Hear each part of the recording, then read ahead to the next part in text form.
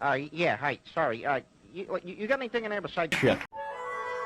It's time for another good idea, bad idea. Good idea. While a show inspired by a children's book art style isn't inherently a bad idea, it is inherently a bad idea, and this cartoon is a pretty good showcase as of why.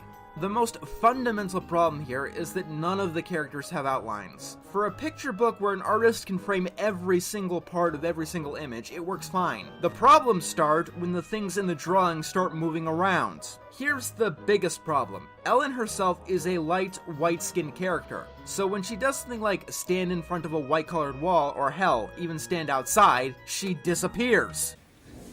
I'm gone! Because none of the characters in the show have any outlines, they often become amorphous blobs. Hell, half of the time Ellen's mouth disappears on her face because it's not dark enough. The show, more often than not, is visual nonsense. The decision to not have outlines in a show is not impossible to make work, but it is a challenge. And that's not something that could or should have been done with a show that's just trying to be a cheap cash-in like this one is. Probably the most famous show that foregoes outlines is Samurai Jack. Not having outlines works there because the characters are drawn in such a way where the outlines aren't really needed. Samurai Jack has this strong understanding of color. Even in a winter scene where this white character wearing a white robe is standing in a field of snow, like the Three Blind Archers episode, you know exactly where Jack is and where he is standing. His hat and his sword, which are different colors, help define him. But even beyond that, his robe is made of a gray or white, so he's not the same color as the snow. There are also cinematic tricks to help him stand out. But you don't even need to go that far. Another show that abandons outlines is,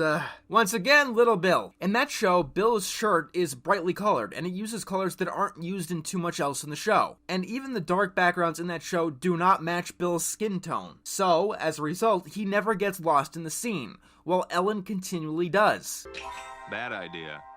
The process for creating an animated piece of media, usually you start with a script, then it has to go through rewrites, that kind of thing, the voice actors record, and afterwards the team creates a storyboard, which is basically a moving line of stills and images to give animators at a commissioned studio blueprints for how they should lay out and animate a scene. When it comes to big studios like Nick or Disney, they can be a bit more lenient with these boards, since they have more money they can use to help the production look better regardless. But for most other series and anime productions, storyboards are really important. Even if a series does have a good amount of money, bad storyboarding can make it look like an absolute disaster. Insert Steven Universe reference here. And the flip side is true for good animations. Ever wonder why Rise of the TMNT, Lego Monkey King, or One Punch Man look so good despite seemingly having industry standard budgets? It's all in the storyboarders, who on those series happen to be some of the best in the business, that can create impressive stuff thanks to their work ethic and skill. Just look at some of this shit, they basically animated the scenes by their lonesome. What I'm saying with all this is that the main people to blame for how the series looks are its staff, not the studios who animated it, which for this show includes one that did work for Avatar: The Last Airbender, that I know had great storyboarding, and I can prove this incompetence by pointing out some easy to notice shit.